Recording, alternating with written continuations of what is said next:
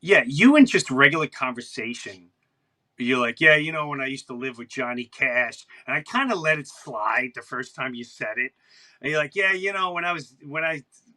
when me and Johnny Cash, I'm like, he didn't say, he clearly needs a son or something like that. I don't know what he's talking about.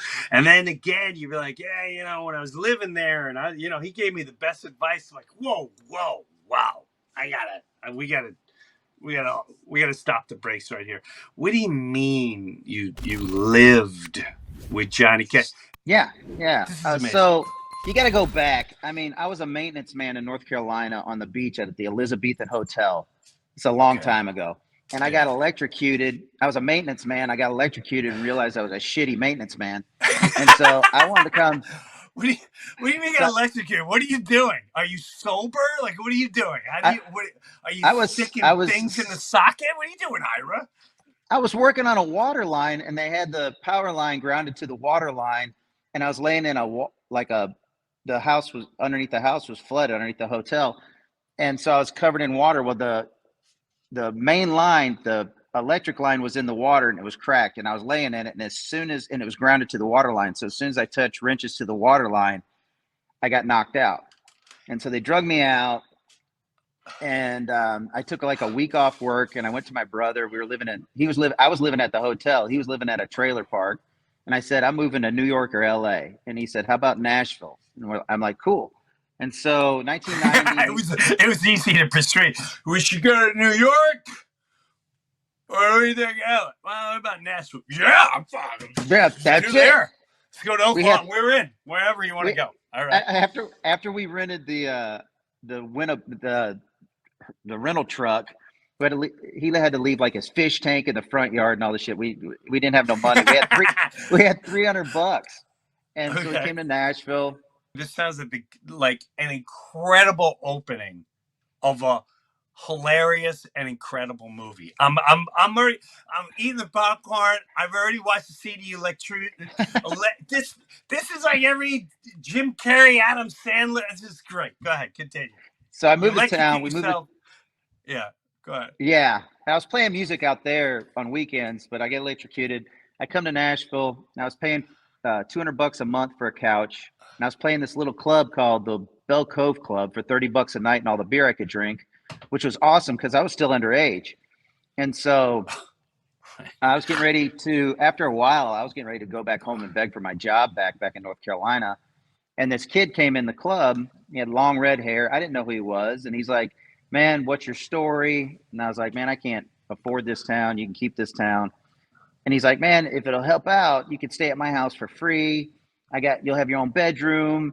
You have your own garage. And I was like, I was driving a Chevette with no floorboard in it at the time. It was like, I don't, Fred Flintstone style. yeah, I was like, I don't need no garage. And he goes, man, I live on the lake. And I was like, sure, man. Are you serious? He's like, yeah, you can live here for free. And I said, sure. And then like, well, let me go home and ask my parents. And I was like, what? And so he goes home and talks to his What a parents, good I guy. guess. And they came in to see, I guess, who was going to be staying at the house for a while. And it happened to be Johnny Cash and June Carter. And so I ended up Now, what do paying you, 200. now when they come walking up, you have no clue. No, You have no clue. This is so. Are you a I, fan at this point, or dude, you just? I pissed a quarter spot in my pants. I had no idea. And yeah, I was a huge fan. Are you kidding? Who's not a fan? And John became like my adopted dad. I mean, he was pitching my songs to. I remember Alan Jackson was hot at the time then, and he was taking all. And I look back, my songs were so shitty, but he was calling Alan Jackson himself, going, "I got this song for you. You got to hear it." And he'd send him my songs. And then he had a place across the street behind House of Cash Museum in Hendersonville that sat on 16 acres. And John Carter, man, I'd be getting electrocuted right now if it wasn't for the Cash family. And they gave me this Right. house on 16 acres, and I lived out there for a while. They didn't like sign it over, but I mean, I Right, paid but they 300. let you stay there. Yeah, I started touring a lot more, and I started opening up shows for John. And Wow. I sang on a Johnny Cash record when I was 19 with the Carter family. I was sitting there, in the studio, and John was there, and I was just trying to make conversations. Like, when are we going to write one? When are we going to go red? And he's like, well, how about no? And he grabbed me by my shoulders and walked me in the studio. And June Carter and Anita Carter and all the Carter families there. And he kind of pushed him aside and put me in the middle and said, June, show him his part. And there I am singing. And I remember the engineer goes, somebody's singing a little flat. And I said, it's probably me. I'm scared shitless. And so, yeah, 1990, I moved to town. So 91, I'm staying at John and June's place. I'm spending Christmases in Jamaica with John, and me and John Carter are still tight. We're still like family. I love that family. And John Carter, if you're watching this, I love you, man. So when it got time, I was the anti-marry guy. I wasn't going to get married. See, I only know you from the Ian relief on.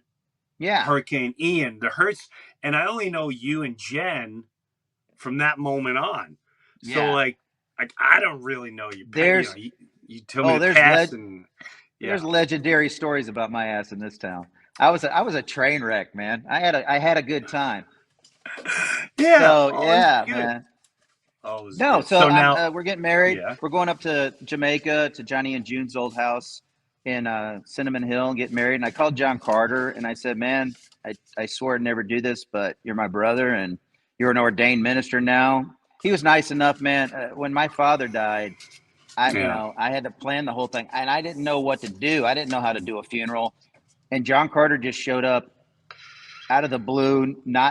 He didn't call in advance. He brought a Bible and he got up in front of everybody and said, I'm not a preacher, but my grandfather was, and I loved Ira's dad, and I want to say a few things. And he took over. And so I was like, man, when I get married, if I ever do, I'm going to call you. And I did. And he's like, hell yeah, let's do it. Let's do it. So we're going to do that. You're coming, right? I'll be there. I already booked it. I already booked in my rooms. I got my flight. We're good to go. Hell yeah, man. I'm psyched. So let's go tie the knot. Check out the Breuniverse every Friday at 9 a.m. Eastern, 6 a.m. Pacific. If you can't wait till then, sign up for Patreon and get it a day early, along with other exclusive content.